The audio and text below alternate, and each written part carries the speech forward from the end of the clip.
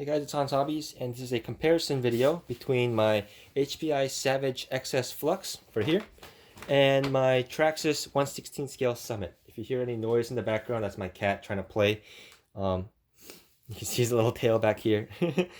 um, and this comparison has been done for ages. Both of these trucks are pretty old. Both of them came out around 10 years ago, so they're both pretty old trucks.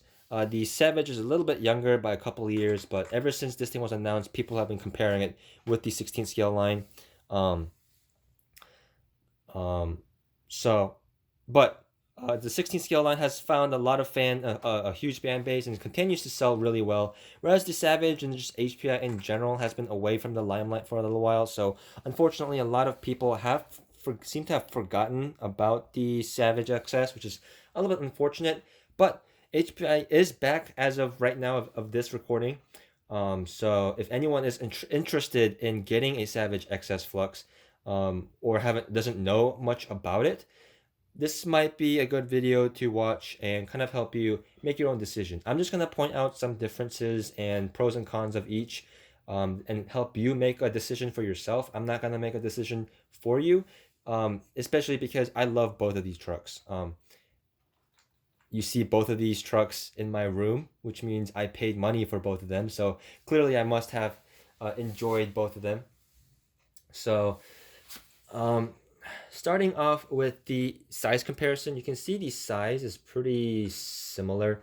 The Savage, the Summit version of the 16th scale line is actually the largest of them. It has the largest tires, it has the tallest stance, and has the longest wheelbase. So that also kind of affects it. If I had the mini E-Revo over here, which will sit a lot lower, has much smaller tires and a little bit shorter wheelbase, it will look much smaller than the Savage. But standing next here with the Summit, the size is pretty similar, and you can see the length is pretty similar as well. The As far as the track goes, the track is about the same. You can see they're very similar. The Savage is a little bit wider, but barely. So that's the size comparison for you there. And while they were on top of each other, you can see the vast difference in the size of the bodies. The Savage is technically like a 12 scale vehicle, whereas Traxxas calls this one a 1/16th vehicle. But realistically, I would put it more at like 1/14th scale or something like that. But no one really uses that scaling. It's this much larger than the regular standard 16 scale vehicle, but whatever. The body for this, HPI used to make a bunch of different bodies for this. I don't know if they still make those. I do know there's an El Camino body available for this for sure. There used to be a Wrangler version. There used to be a Raptor version. So if you can find those bodies, maybe there's some body options for it. I don't know what other bodies will fit on this because it seems like a kind of a unique size. Not a lot of people use this size other than like Tamiya, but Tamiya's bodies, while they look really cool, won't handle the abuse that this thing dishes out. So I don't know if I would recommend some Tamiya bodies for this thing. Whereas this one, the Traxxas line, there used to be a lot of bodies available for it from J Concepts and Pro Line. There's a Raptor body, a Rat Rod body, Beetle body, a bunch of different bodies available, but a lot of them seem to have gotten discontinued, along with a lot of the other aftermarket options for this. So the only bodies that are available these days are, there's some sellers that have a bunch of the Raptor bodies in stock, so maybe you can pick up a couple of those. There is the Chevy C10 pickup truck body by J Concepts, and there's a E-Revo body for it from J Concepts as well. Otherwise, you can get like clear bodies, clear versions of the stock bodies. I really wish Proline kept the Apex body, or they used to have like a body that was the same shape as the Summit body, but had like a military, like armored truck look. I really wanted that body, but it's discontinued, so that's a little bit unfortunate. The versions of this truck you can get, as far as the Summit goes, is brushed only with this with this paint scheme only. The E-Revo comes in 2 different paint schemes for brushed and 2 different for brushless. So that is available there. This one, if you have this standard Savage style body, this is the only paint scheme that is available right now. It's the Von Gittin Jr. paint scheme. And then there's also a Stars and Stripes El Camino body paint scheme available. But that one's gonna cost you a little bit more money because it is a licensed body. Wheels and tires. This thing uses standard size stadium truck wheels and tires, and you can see the rear tires on this are actually not the same as the front, and that's because of something I'll get into a little bit later in the video. But this thing uses standard 1/10 scale stadium truck size wheels, standard 2.2 size. So it'd be really easy to find wheels and tires for this. These rear tires are actually off of my ECX Amp MT, which is technically a stadium truck. And you can see the wheels are exactly the same size. So really easy to find wheels and tires for this, which is really good because the stock tires are not great. They would be decent if the truck didn't have so much power, but with how much power this thing has, the stock tires really don't hold up and don't grip very well in anything other than like really grippy surfaces like carpet or like dry, kind of rough concrete. Whereas this one, the stock tires, I don't really have any complaints about the stock tires. They're not as soft as the Savage tires, but also it doesn't have as much power as the Savage. I can't really comment on the E-Revo stock tires because I've never had an experience with the E-Revo yet. But they look like they're about the same, just smaller. And you can see even with the larger Summit tires, these are supposedly like 2.2 inch like stadium truck size, but you can see they are a little bit smaller, and the E-Revo tires are going to be much smaller than this as well. So tires are going to be a little bit harder to find for this if you want to stay true to more of a stock wheel size. So that might be a little bit difficult for you. Any aftermarket wheels you get for this are going to be much larger, which is going to add more strain to the driveline, which I'll get to why that's a bad thing. Overall price, before I get into both of these, overall price of both of these, the Summit version, again, brushed only, but has some upgrades like the drive shafts are different rear arms, long travel rockers, different suspension tuning, and of course the LED lights in the body and stuff. This version costs $250. The E-Revo brushless edition will cost $250. The brushed edition of the E-Revo will cost about $185, all before tax and shipping. The Savage, this Fun Haver edition, the Von Gittin Jr. version, will cost you mostly about like $320, and then if you get the El Camino version, that's gonna be around $350. So much more expensive with the Savage XS, but it is a bit more of a bigger truck, and it comes with much larger electronics, as you will see when I take the bodies off. And with the bodies off, you can see the Summit definitely looks much smaller now. It uses a 10 scale 540 size motor, 550 size motor out of the box, but I've switched it for a smaller 540 for multiple reasons I went over in a different video. But you can see the receiver box pretty small over here. The servo is definitely a mini size servo. The ESC is also a mini size ESC, so a little bit limited in the upgrade path for these two. The shocks are also much smaller, both because of its size and its design. The shocks are very small, so the aftermarket shocks you can find for this is going to be a little bit more difficult to find. Whereas this one uses basically all 10 scale parts. You see 10 scale shocks, 10 scale A-arms, 10 scale wheels and tires, 10 scale body posts, 10 scale receiver box, 10 scale electronics, 10 scale motor, 10 scale servo. So much easier to find upgrades and replacement parts and stuff for this than this, just by the fact that this thing uses more standard size parts. But the caveat to that, also this one uses a 10 scale battery, regular 10 scale battery, whereas this one uses mini size battery, so that is also something to keep in mind. But the caveat to that is by using smaller electronics on a smaller chassis, naturally they're able to fit stuff a lot better on here, so it's a lot easier to work on the Summit and the Traxxas. The shocks obviously are going to be really easy to get into, same thing with that, but shocks are really easy to get into. The electronics are really easy to get to because they're just right here. The ESC is also done in a really smart way. You just undo this battery tray right here and it just slides right off, which is really smart and really easy to do. I really like that design. The motor and transmission is really easy to get to because it's just right here. just take off that one screw, and this whole motor and heatsink motor mount area will just come off, and you can get to your pinion gear, adjust your gearing, all that good stuff. So much easier to work on this truck. Whereas on this one, if you're trying to do anything transmission wise or anything like that, it is a little bit harder to work on. It is a little bit cramped just by its design. You can see it has that twin vertical plate design like the larger Savage. And which means though that the transmission is buried in there, and the motor and servo are hidden behind this shroud. It's only 2 screws, but it is another thing you have to unscrew to get to the motor and the servo. The servo is not too bad to work on, but the motor, if you want to take that off, you have to take off the whole transmission, which is a whole ordeal. You have to take off a bunch of screws and really kind of dig in there to like rip this thing out.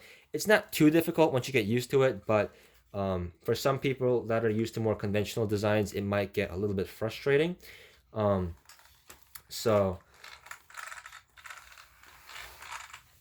That is something else to keep in mind with that. But with that said, how often are you going to have to work on these things? Durability wise, both have been pretty good. I have broken a lot more parts on the Savage, though granted, again, this thing is much heavier, a lot more weight, a lot more speed. So just by that, just physics wise, it's gonna the abuse that this thing is gonna take is much higher than this thing. So with that in mind, I would say the Savage is probably more durable, because this one, with being lighter and being much slower, still had a bunch of breakages. They weren't that catastrophic, and on a face value, it would seem like this one has more catastrophic damage. But considering the low power and lightweight of this thing, it had a lot of damage. The rear bumper here cracked and broke, so that's a part that broke. And you can't just get this loop by itself. You have to buy the entire bumper set for this, so that's a little bit annoying. The rear drive shafts also went out a bunch of times. And you have to buy if you buy them from Traxxas, the outer half and the inner half are 2 separate parts, and they only give you one each. And each part, I broke the outer drive shaft multiple times. Outer half multiple times, and each one half of those is $12. So that's a lot of money, because I kept going through those, and there isn't really an upgrade for these for the Summit anyway, because the Summit does use a different design drive shaft compared to the E-Revo. So you're kind of stuck, I think, using the stock ones. If you have the E-Revo, there's some aftermarket replacements, but I don't know if those are going to improve it. I don't know how much those are going to improve the durability, because I don't have any experience with them, so I can't really comment on that. Also, this thing has plastic wheel hexes, so if you put a bunch of power to it and you have really grippy tires, you have a chance of stripping those out. The stock servo also stripped out and broke, and the stock servo is notorious for breaking. You can see I have a Savox one on here, and pretty much everyone that has these things has a Savox servo on here, because the stock servo is absolute trash. Even with like light bumps, it'll absolutely just get obliterated. So that broke. Another thing that broke was excuse me. I'm trying to think. It didn't break with this particular truck, but I have seen a lot of reports of people with the brushless edition of these things destroying their diffs. So you have to shim the diffs. They've had issues with their center drive shafts and stuff like that. So that might be some stuff to look out for, and a little bit concerning in that aspect. Whereas this one did break much more, but again, took a lot more abuse. So the parts that broke on this are granted, both of these were driven in below freezing temperatures, so that is also something to keep in mind. So it may break less if you live in warmer climates or drive them in warmer weather. So that is a caveat I thought I should mention. So in the cold weather, with all the power and skate part bashing for both of these, the body post broke in half. They still hold the bodies fine, but it did break. This upper roll cage area, that broke, so that snapped over here. Another part that broke was I slammed it from about 10 feet in the air right into a steel railing, and it cracked the chassis. You see a huge chunk missing here. This whole shroud here that's cracked, and the whole chassis is kind of cracked right here. So that did break. And then the reason I have different wheels and tires on here is not only because the tires don't have much grip and it's kind of hard to control, but it's because one of the wheels shattered. So I had to replace that as well. And the wheel shattering, I'm not really gonna count against it because I've had plenty of other wheels shatter. I've had Rustler wheels shatter.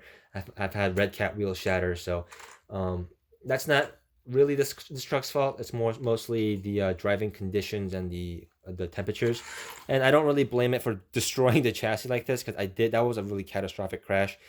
Any truck with this much power and this much weight, with that much force into a metal part and a plastic part like that is going to crack. So don't really hold it against that. The only thing I would say was a big problem with this one is the slipper clutch is kind of crap on this. The transmission is all metal, and has a slipper clutch. But the slipper clutch is built inside the transmission, which is stupid because sometimes I'll get grease on it and makes it slip. And then the slipper clutch nut itself is also a strange design and also tends to back off.